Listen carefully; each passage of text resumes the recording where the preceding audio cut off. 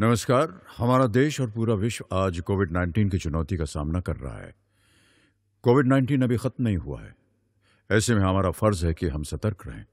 इसलिए जब तक दवाई नहीं तब तक कोई ढिलाई नहीं। कोरोना से बचाव के लिए जरूरी है नियमित रूप से हाथ धोना, मास्क पहनना और आपस में उचित दूरी बनाए रखना। याद रखिए, 2 गज दूरी, मास्क है जरूरी।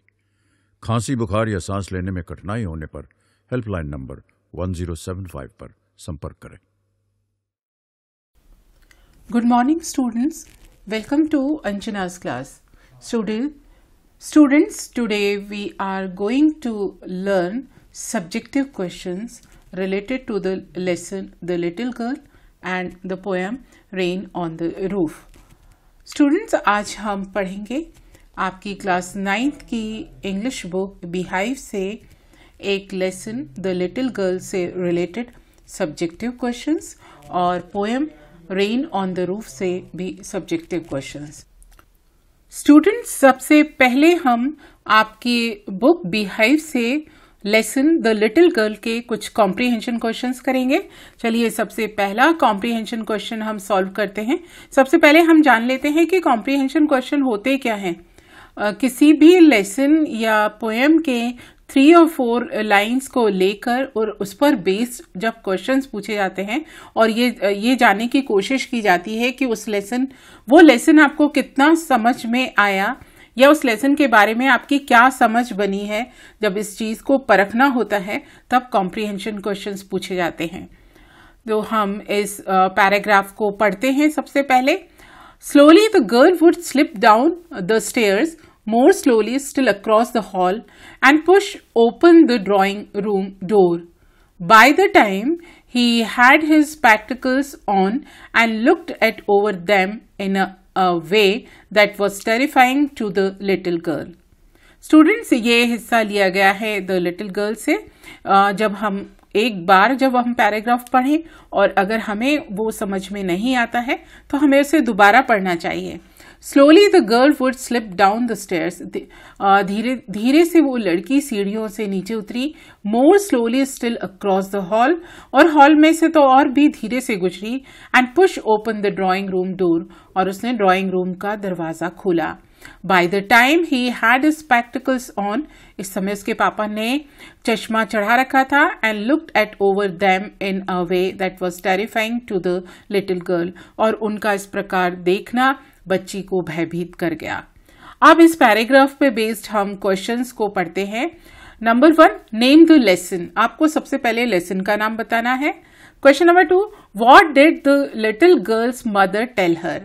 छोटी सी बच्ची की माँ ने उसे क्या बताया। And question 3, where was his father. उसके पापा कहाँ थे। And the answers are, for question number 1 the answer is, the name of the lesson is the little girl. Question number 2 का आंसर है, she told her to come down and take off her father's boots. उसकी दादी ने उससे ये कहा कि नीचे आओ और अपने पिता के शूज उतारो। और क्वेश्चन नंबर 3 का आंसर है, he was in drawing room. Question था कि उसके पिता कहाँ थे। उसके पिता ड्राइंग रूम में थे। अब हम क्वेश्चन नंबर 2 एक और हम कॉम्प्रिहेंशन क्वेश्चन देखते हैं। Her grandmother told her that her father's birthday was next week and suggested she should make him a pincushion for a gift out of beautiful piece of yellow silk. Laboriously with double cotton, the girl stitched the 3 sides, but what to fill it with? That was the question. The grandmother was out in the garden and she wandered into mother's bedroom to look for the scraps. Students, इस हम paragraph को एक बार फिर से पढ़ते हैं। Her grand mother told her that her father's birthday was next week. उसकी दादी ने ये बताया कि उसके पापा का बर्थडे नेक्स्ट वीक है, अगले सप्ताह है। And suggested she should make him a pin cushion for a gift out of a beautiful piece of yellow silk, और उन्होंने कहा कि वो अपने पिता के लिए एक पिन कुशन बनाए। Laboriously with double cotton the girl stitched the 3 sides, but what to fill it with. उसने तीनों तरफ से कपड़े को सिल दिया, लेकिन अंदर क्या भरे। That was the question. The grand mother was out in the garden and she wandered in to mother's bedroom to look for the scraps. And the questions are, Number 1, who is she referred to in the passage? पहला question है कि यहां पर she कौन है. Question number 2, what did her grandmother suggest her? उसकी grandmother ने उसे क्या सजेस्ट किया. Question number 3, what was her problem? और उसकी समस्या क्या थी. And the answers are, for question number 1, the answer is she is here referred to Kezia. Kezia के लिए यहाँ पर she का प्रयोग किया गया है. For question number 2, answer is her grandmother suggested, उसकी दादी माँ ने बताया that she should make a pin cushion and gift it to her father on his birthday, कि वो अपने पिता के लिए गिफ्ट के रूप में एक पिन कुशन बनाए. And the answer for question number 3, her problem was to find scraps to fill the pin cushion. अब पिन कुशन के अंदर क्या भरा जाए, ये उसके लिए एक समस्या थी. हम अब देखते हैं थर्ड कॉम्प्रीहेंशन क्वेश्चन, और ये है बहुत छोटा सा कॉम्प्रीहेंशन है ये. And she was dragged down to where father was pacing to and forehand behind his back. Well, he said sharply. ये छोटा सा पैराग्राफ है कि उसको खींचकर वहां लाया गया जहां पर उसके पिता अपने हाथ पॉकेट में पीछे रखे हुए इधर उधर घूम रहे थे, और उन्होंने बड़ी तेजी से कहा ठीक है. तो फिर इस पर बेस्ड हम क्वेश्चंस देखते हैं. Number 1, who is he here? He यहाँ पर कौन है? And for the answer, he is Kezia's father here. He का प्रयोग यहाँ पे केजिया के पिता के लिए किया गया है. For question number 2, why was she making a pin cushion? वो पिन कुशन क्यों बना रही थी? And the answer is she was making it to present her father on his birthday, जन्मदिन पर अपने पिता को गिफ्ट देने के लिए. Question number 3, why were the servants questioned by her father? नौकरों से क्यों पूछताछ की गई उसके पिता के द्वारा? And the answer is the servants were question by her father because his great speech was missing. चूंकि उसके पिताजी को कोई भाषण देना था और वो भाषण खो गया था, इसलिए सर्वेंट से पूछताछ की गई. स्टूडेंट्स, अब हम पढ़ेंगे इसके short answer questions. Question number 4, why was Kezia afraid of her father? Kezia अपने पिता से भयभीत क्यों थी? And the answer is because he was an authoritative person who never clearly express his love for her. क्योंकि वो हमेशा रौब जमाने वाले व्यक्ति थे जिन्होंने कभी भी अपना सही प्रेम अपनी बेटी के लिए प्रदर्शित नहीं किया. Question number 5, who were the people in Kezia's family? Kezia के परिवार में कौन कौन सदस्य थे? Answer is they were Kezia, her father, her mother and her grandmother in Kezia's family. Kezia की फैमिली में उसके पिता, माता और उसकी दादी और वो स्वयं थी. Question number 6, what was Kezia's father's daily routine? Kezia के पिता की दिनचर्या क्या थी? And the answer is before going to office, Kezia's father usually went to her room to give her a kiss. After coming back from his office, he ordered for tea to brought into drawing room. On Sunday, Kezia's father would stretch out on sofa and cover his face with hanky. Kezia के पिता का जो दिनचर्या ये थी कि वो office जाने से पहले केजिया को किस करते थे. ऑफिस से आने के बाद वो ड्राइंग रूम में चाय मंगाते थे और रविवार को वो मुंह के ऊपर रुमाल डालकर सोफे पे लेट जाया करते थे. Question number 7, in what way Kezia's grandmother encouraged her to get to know her father better? अपने पिता को अच्छे से जानने के लिए केजिया की दादी ने केजिया से क्या कहा? The answer is Kezia's grandmother encouraged her to get to know her father better by sending her to drawing room to talk to her parents. She also suggested Kezia to make a pen cushion for him. Kezia की दादी ने कहा कि drawing room में जाकर वो अपने parents से बात करें, और उन्होंने केजिया को यह भी सुझाव दिया कि वो अपने पिता के लिए बर्थडे गिफ्ट के रूप में एक पेन कुशन बनाए. Question number 8, what kind of father was McDonald? McDonald किस प्रकार के पिता थे? And the answer is mister McDonald was Kezia's neighbour. Mister McDonald Kezia के पड़ोसी थे. He always played with his children, और वो हमेशा बच्चों के साथ खेला करते थे. Question number 9, why did Kezia always stutter while talking to her father? अपने पिता से बात करते समय केजिया हमेशा क्यों हकलाया करती थी? And the answer is Kezia was a normal girl, but when ever she was in front of her father she fail nervous. हालांकि केजिया बहुत अच्छी लड़की थी, लेकिन अपने पिता के सामने वो डर जाया करती थी. She would try hard to speak words. वो बोलने की बहुत कोशिश करती, but would end up stuttering. लेकिन वो हकलाना शुरू कर देती. Question number 10, why did Kezia's father beat her? Kezia के फादर ने उसकी पिटाई क्यों की? Because she tore his important papers into pieces. क्योंकि कीजिया ने उनके इम्पॉर्टेंट पेपर्स, जरूरी कागज को फाड़ दिया था. अब स्टूडेंट्स, इस तरह से हम आपकी बुक की एक poem the rain on the roof से रिलेटेड हम क्वेश्चंस लेते हैं. और सबसे पहले हम इस पोएम के कुछ एक्सट्रैक्ट्स लेते हैं और उस पे बेस्ड हम कॉम्प्रिहेंशन क्वेश्चंस को सॉल्व करते हैं. When the humid shadow hover over all the starry spheres, and the melancholy darkness gently weeps in rainy tears. Students, ये पोएम की 4 लाइन्स है और इस पर बेस्ड हम क्वेश्चन करते हैं. क्वेश्चन नंबर 1 है, Why have all the stars become invisible? सारे सितारे अदृश्य क्यों हो गए?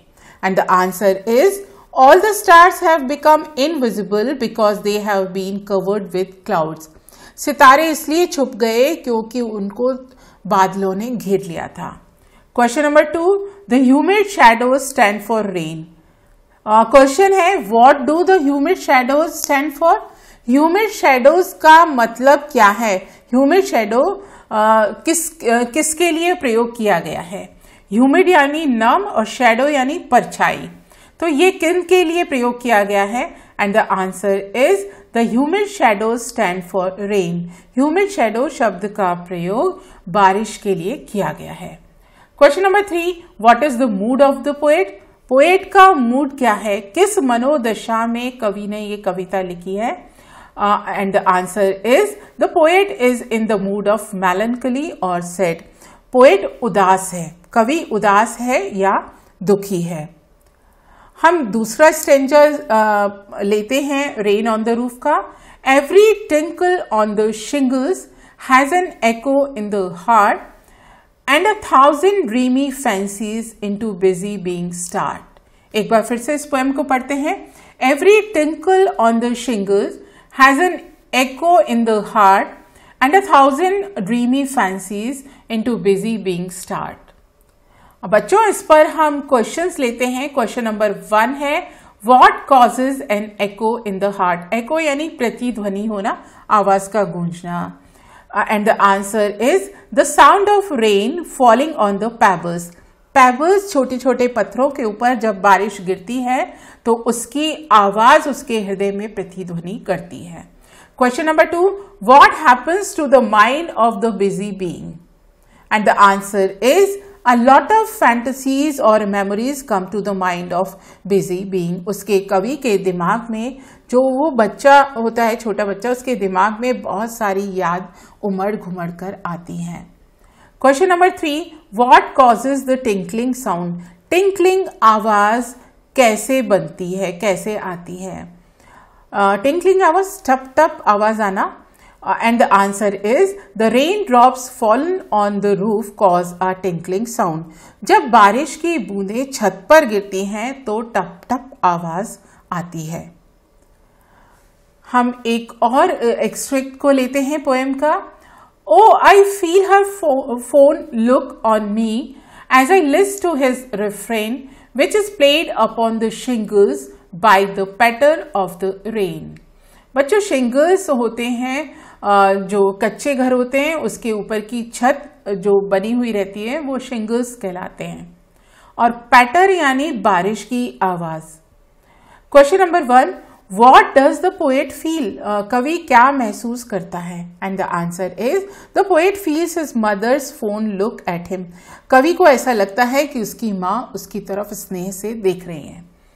Question number 2, who is her referred to here? यहाँ पर हर किसके लिए प्रयुक्त किया गया है? Her is referred to poet's mother. Her HER her का प्रयोग कवि की माँ के लिए किया गया है. Question number 3, what does refrain refer to in the stanza? इस स्टेंजा में रेफ्रेन का प्रयोग किसके लिए किया गया है? Refrain refers to the sound of rain. Answer ये है कि रेफ्रेन का प्रयोग बारिश की आवाज के लिए किया गया है. हम फोर्थ स्टेंजा लेते हैं.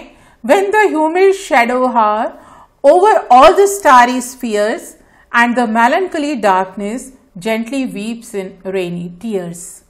Students, सबसे पहले give an example of alliteration. alliteration का आपको एक example देना है और इसका example है starry spheres. जो ये दो वर्ड्स हैं इनकी बिगनिंग एक ही तरह के कॉन्सोनेंट से हो रही है, यानी ये कॉन्सोनेंट दोहराया जा रहा है दोनों शब्दों के शुरुआत में, तो इसे कहा जाता है alliteration. Right the name of the poet. Poet का नाम बताइए. कोर्ट्सकिने. पोएट का नाम है कोर्ट्सकिने. स्टूडेंट्स, मैंने यहाँ पर एक एक वर्ड्स में आंसर इसलिए लिखा है कि अगर आप एग्जाम में पूरा सेंटेंस नहीं बना सकते हैं तो जो आपको आंसर पता है उसको आप वर्ड में भी लिख सकते हैं. Right the name of the poem. Poem का नाम लिखिए. The name of the poem is rain on the roof. तो स्टूडेंट, इस तरह से हमने पोएम के एक्सट्रैक्ट्स को लेकर उन पर बेस्ड क्वेश्चंस को सॉल्व करना सीखा और किस तरह से सब्जेक्टिव क्वेश्चंस एग्जाम में आएंगे इसका एक रूप कॉम्प्रीहेंशन क्वेश्चन के रूप में भी हमने देखा. अब हम करते हैं इसके बाकी questions. Question number 5, what does the poet like to do when it rains? जब बारिश होती है तो कवि को क्या करना पसंद है?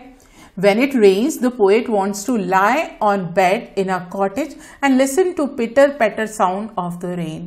जब बारिश होती है तो कॉटेज के अंदर पलंग पर लेटना कवि को पसंद है और बारिश की टप टप आवाज को सुनना भी. Question number 6, what is the single major memory that comes to the poet's mind? Poet के दिमाग में कौन सी एक याद आती है? Who are the darling dreamers he refer to. और जब वो बात करता है डार्लिंग ड्रीमर्स की तो वो कौन है? Answer, the poet's mother is the single major memory that comes to his mind. उसको अपनी माँ की ही याद आती है. Darling dreamers are those kids who remember their mothers like the poet. Darling dreamers वो बच्चे हैं जो कवि की तरह अपनी माँ को याद करते हैं. Question number 7, is the poet now a child? क्या कवि अभी भी बच्चा है? Is his mother still alive? क्या उसकी माँ अभी भी जीवित है? Answer is no, the poet is not a child. कवि अब बच्चा नहीं है. His mother is no more. उसकी माँ अब नहीं है. But her memories still haunt him. लेकिन अभी भी उसकी माँ की याद गूंजती है. Question number 8, when you were a young child, did your mother tuck you in as the poet's mother did? जब आप छोटे बच्चे थे तब आपकी माँ भी वैसे ही करती थी जैसे कवि की माँ करती है. And my answer is yes, my mother used to tuck me in when I was a child. जब मैं छोटी थी तो मेरी माँ भी बिल्कुल वैसे ही करती थी. Whenever I said that I could not do some work, जब मैं कहती कि मैं कुछ काम नहीं कर सकती, she embraced me, तो वो मुझको गले से लगा लेती. took me in her lap, और गोदी में उठा लेती to get that work done, वो काम करने के लिए. she used to feel sad and dejected if I was involved in any mishap. यदि मेरे साथ कोई दुर्घटना होती तो वो काफी दुखी और अकेलापन महसूस करती थी. Question number 9, do you like rain? क्या आपको बारिश पसंद है? What do you do when it rains steadily or heavily as described in the poem? आप क्या करते हैं जब इतनी जोरदार बारिश होती है? Answer, yes, I like rain. हाँ, मुझको बारिश पसंद है and prefer to take a bath in the rain for some time. But when it rains heavily, I stay inside and enjoy the beauty of nature.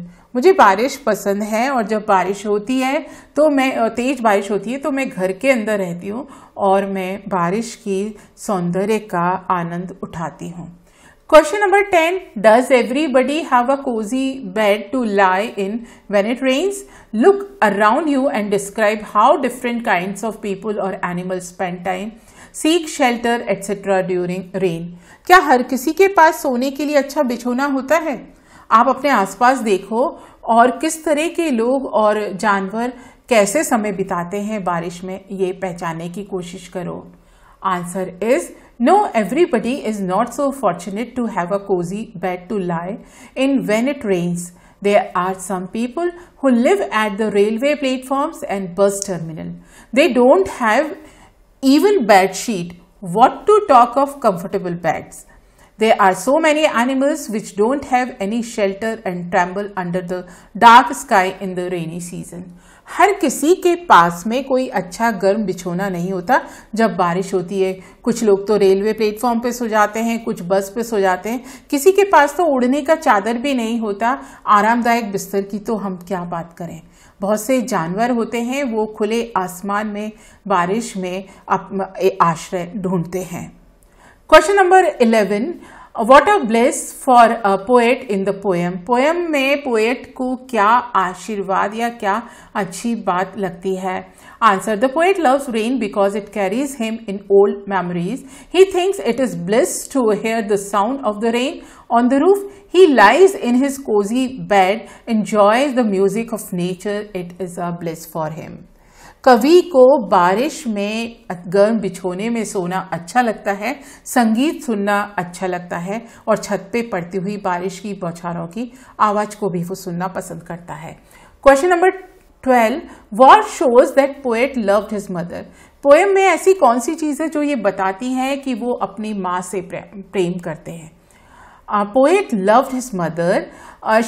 He remembered her when he lied on his cozy bed to enjoy the sound of rain. It appeared to him as if she was fondly looking at him.